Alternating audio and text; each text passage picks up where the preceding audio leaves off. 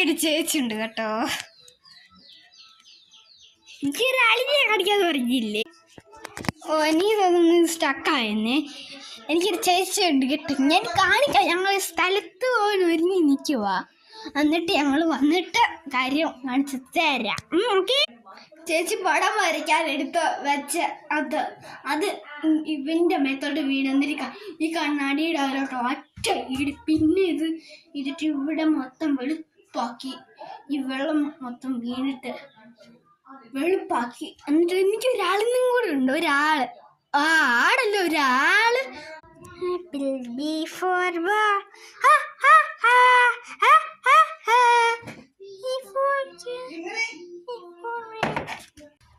കണ്ടോ എൻ്റെ ചേച്ചീൻ്റെ അമ്മ അവിടെ.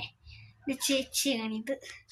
നിങ്ങൾ സ്ഥലത്ത് പോകാൻ ഒരുങ്ങി നിൽക്കുക. കണ്ടോ?